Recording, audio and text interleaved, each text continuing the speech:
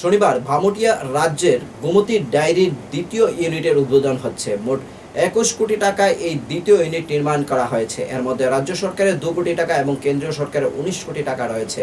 গোমতী ডায়েরির দ্বিতীয় ইউনিটের দুগ্ধ উৎপাদন ক্ষমতা দৈনিক 40,000 লিটার।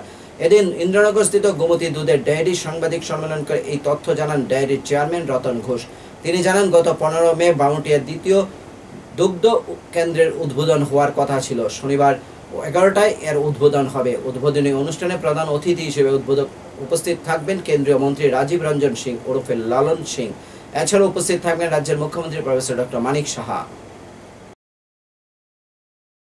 যে উদ্বোধন হওয়ার কথা ছিল 15 তারিখে, তো আমাদের কেন্দ্রীয় মন্ত্রী রাজীব রঞ্জন সিং ও লালন সিং ওনার আসার কথা ছিল।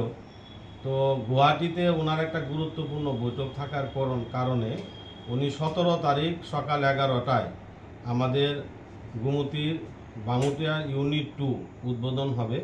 এই উদ্বোধন অনুষ্ঠানে আমাদের মধ্যে উপস্থিত থাকবেন রাজ্যের জনপ্রিয় জনকল্যাণমুখী সরকারের মাননীয় মুখ্যমন্ত্রী প্রফেসর ডক্টর মানিক সাহা মহোদয়।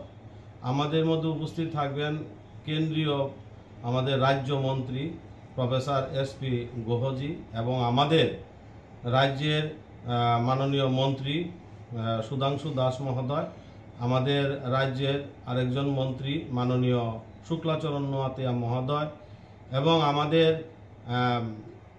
এআরডিডি দপ্তরের সেক্রেটারি থেকে শুরু করে এই শুভ উদ্বোধনে আমাদের 17 তারিখ 11টায় আমাদের এই শুভ উদ্বোধন হবে। আমাদের নর্থ ইস্টের মধ্যে এই গোমতী ডায়েরির ইউনিট 2 সবচেয়ে বড় ডায়েরি।